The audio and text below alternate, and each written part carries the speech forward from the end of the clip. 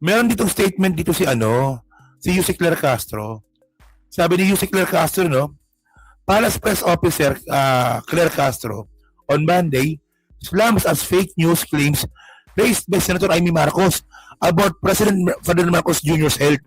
Ang problema, mga kababayan, no, pati si Amy Marcos sumakay sa fake news. Pati itong mangga, no, ay mangga-mangga lang, mangga-mangga. Palace Press Officer Claire Castro noted the senator herself admitted she has not been seeing the president. She also warned that this information is a salot that must be rejected. Salot ka pala no? Putang na mo mangga ka eh. Ang pangit nun, mangga ka, may salot ka sa loob. Pangit pag kinakain yan. Nakakasakit ng tiyan po yan. Oh, mga suki, bili-bili na mga suki, bili-bili na. Oh, 70 anyos na. Oh, nagparitoke pa ng muka. At ang malupit may boyfriend pa. Mga suki. Bili na. Si Amy Marcos may boyfriend. Oy. May boyfriend. Nagsusogo pa yan, sigurado. So, tignan nyo ito ano ba tayo? Bisit na Amy Marcos to tanga, no? Bisit na makatulong. Ano naman? Ito pala. May video pala tayo ni Amy pala dito. Panoorin, Amy Marcos. Panoorin. Kinukulit ninyo. Dito to. Ay, hilig pang maglabas ng kilikili. Walang nga, napansin niyo pa yon, ma'am?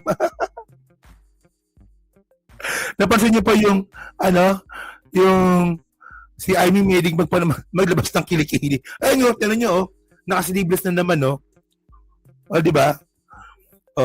Tinan niyo to. Ayun naman, kinukulit ninyo ako, mag-medical bulletin, malay ko ba? Hindi nga ako doktor, di nga kami nagkikita. Di ba sinabi ko na nga, na outside alam mo na, Colombo, Kwarto, Palacio, whatsoever. So ano ka, biktima ka. Oo. So ganon, biktima ka ngayon. Napag-victim no, na siya daw po ay outside the Colombo, outside the Palacio, no, outside sa family. Kasi may attitude ka kasi. Ingitera ka po kasi, ma'am. Ingitera si ma'am, di ba? Si ma'am Amy. Ingitera eh. Kasi ang gusto niya po kasi siya magpresidente. Ang problema, si PBBM po nagpresidente. No? At ngayon, magbumukha siyang tanga lalo ngayon kasi po, mukhang hindi po siya ang pipiliing Vice President ni Sara. Di ba? Si Sara, mga kababayan, di ba tatakbo? No, kung hindi siya may impeach, di ba? Ano pipili po nilang vice presidente? Si Marcoleta. Si Baste, mukhang napipisal din nila si Baste. Pero never po si Amy. Ngayon, pag si Sara Duterte po ay na-impeach, malamang pa ang patakbuhin nila si Baste. Kung si Baste po ay papatakbuhin, mas lalong wala pong papel si Amy Marcos bilang vice presidente ng PDP laban.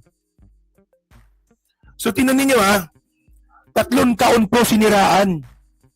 No? 3 taon po siniraan ni Amy Marcos yung kapatid niya. From 2023 hanggang 2026.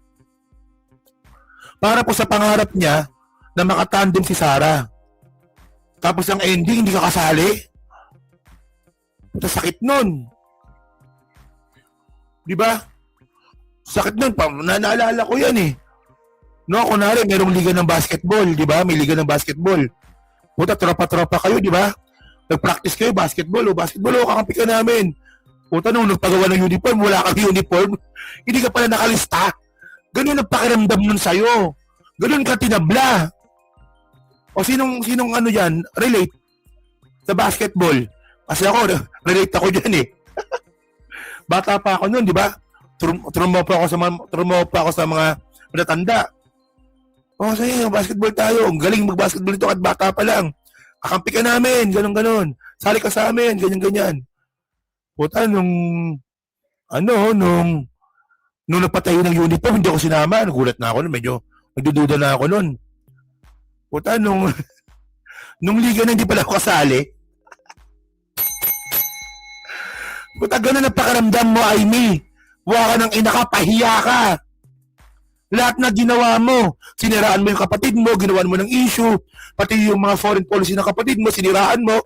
Tapos ang ending, hindi ka kasali. Pahiya ka. Tanga ka kasi. No? Imbis na tulungan mo yung kapatid mo para mapangalagaan yung legasiya ng tatay ninyo, wala, siniraan ka. Siniraan mo pa.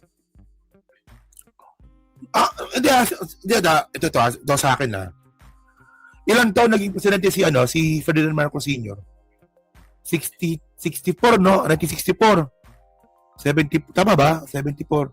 So more than 20 years, di ba? More than 20 years. Kung si PBBM, mga kababayan, meron din 20 years po yan na magiging presidente, malalagpasan niyo yung tatay niya eh. Hindi, sa totoo lang. Hindi, kayo ba, agree ba kayo doon? Kung si PBBM po, matutulad sa tatay niya na 20 years pa, na magiging presidente, lalagpasan niya tatay niya. Sigurado yun. Oo. Yeah, continue nga tayo kay continue tayo kay Aimee, sige. Hindi na kami nagkita, ang tagal-tagal na. Pati nanay ko, tinatanong ako, hindi rin niya alam kung ano nangyayari. Ang alam ko lang, may sakit si Bongbong. Di ba, November pa, sinabi ko doon sa harap ng ating mga kapatid na iglesia na may problema. 2 buwan, sinugod na sa ospital ilang beses, namayat na. Ang akin na lang, ano man yung sakit niya, pwede ba, gumaling na muna, magpagaling na. Yan na muna ang ating priority sa lahat. Alam naman ninyo. So, yung sinabi lang pong sakit ni yung sinabi lang pong sakit ni Aimee, no, ni PBBM, no, doon pa sa iglesia, droga. Di ba droga? Oh. So, ano ba, Aimee? Tablado ka na, di ka nakasali. Di ba, hindi ka nakasali. Tablado ka na, tinabla ka na nila Sara, nagpapatuloy ka pa rin sa paggawa ng ganyan? Di ba? Hindi ka kasali. Naintindihan mo ba yon? Gumagawa na sila ng political alliance nila. Hindi ka kasali. Invited ka ba? Doon sa Rage? Sa Rage Coalition, no opening, invited ka ba? Hindi ka invited ah. Buti pa si Topacio invited. Ikaw, hindi ka invited. Yun pa lang, dapat malaman mo na, hindi ka sinali. Kahit anong effort mo pa ngayon, hindi ka talaga kasali. Tignan yung mukha nyo, parang suso eh, no? Parang suso yung mukha eh, oh, tinan nyo. Oh. Kalabit penge. Kawawa, no? Parang kalabit penge si Aimee. Alam niyo mga ganyang word eh, no? Tayo lang nakakaintindi niya, di ba? Kalabit penge, di ba? Lagi naman akong totoo sa publiko. Hindi naman ako nambobola, hindi naman ako nagdadagdag. Ang akin lamang, yung katotohanan. Kaya lang, hindi nga natin alam kung ano nangyayari. At sana, Bago ka pala eh, di mo pala alam pa nagsalita ka. Ayan ang problema mga streetwise eh. No?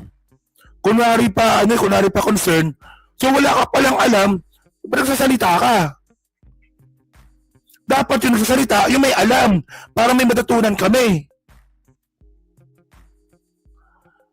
Ano klaseng katangahan to, Aimee? Tanda-tanda mo na, para ka namang bata nito. Ano ko ba? Hindi pala niya alam, kapatid niya. No, yung kapatid niya meron palang sakit. Sabi niya, hindi niya pala alam ang totoo. Pero salita ka. Bobo puta. ilabas na yung katotohanan tungkol sa kalusugan niya. Tapos na? Wala na? Okay na?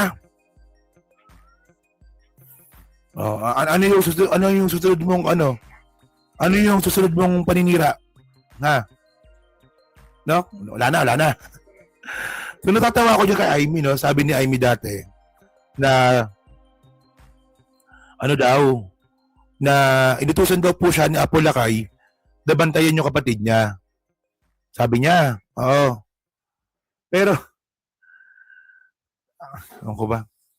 Ang tanong dito, paras na po silang adult, paras na po silang matanda. Baka mamaya yung sinasabi po ni Apo Lakay kay Amy na bantayan mo yung kapatid mo, baka nung mga bata pa sila. O, di ba? Minsan ganun, di ba? May mga anak tayo, di ba? Kunwari si ate, si kuya. O, bantayan mo yung kapatid mo. O, mga bata pa, di ba? Bantayan mo kapatid mo. O, may gagawin lang ako. O, ganun, di ba? O. Pero pag matanda na kayo, wala na yun. No? Utos lang yun nung bata pa kayo. Yung ko dito kay Amy, no? Pero by the way, mga kababayan, no? Diyan natin makikita, no? Kasi, alam mo yung ano, alam mo yung criticism na may halong inggit. Ganun po yung ginagawa ni Amy. Ganun yung ginagawa niya. Bumabati ko sa kapatid niya na palpak, pero makikita niyo may inggit sa katawan. So, ewan ko ba, no? Kung Marcos ba talaga yan? Parang hindi Marcos eh, no? Okay. So, yun mga kababayan. So, kayo po, ano naman sabi nyo nga po dito sa kalusugan nga po ni PBBM, no, na ngayon po is malinaw na. Actually, dati pa malinaw. No, 60 plus na kapatid bantayan ni Amy. 'Di ba? Yung tungkol nga po dito sa kalusugan ni PBBM, ngayon po yung ngayon po yung ginawa ni presidente, no. Ano yan, final nail in the coffin po yan eh. Pero para sa amin po, no, matagal na pong tapos yung issue na yan. Kasi ano ba? Alam po namin araw-araw kung nasaan si presidente. Alam po namin. No? Kaya bullshit talaga, no? Ayoko ba? So, yun, no? So, dyan po sa Team Review, no? So, comment lang po sa baba, binabasa ko pong lahat yan. At syempre, no, so, pa-like, pa-subscribe na rin po. And then, pa-share na rin po ng content natin na to, kung hindi naman po kalabisan, no? Okay, so thank you mga ka-streetwise. Kita na lang siguro tayo ulit mamaya, no? Kung kaya ko mag-live stream mamaya, live stream po tayo, no? So, thank you mga kababayan, kita tayo mamaya. Salamat po, no, kay General Arsenas. Thank you po, no? Kay BJ Cans, yan, si BJ Cans, no? Na kaibigan ni Coach Jarrett yan, di ba? Si Alaga 143, si Sarah Mau, si General Arsenas, okay? Si Edel Toto Valdesa, hello po, no? Si Nito Umali, si Ma'am Joanna, hello po, no? Ma'am Joanna, si Ma'am Connie, hello po. Si Salt ER, yan, si Miley Reese, okay? Okay na, si Marshall Nimbus, oh, hello po, yan. Si Marvela, tama ba? Yan, dyan na si Ernest, Faye Novio, yan. So, salamat po, thank you po, salamat, bye-bye.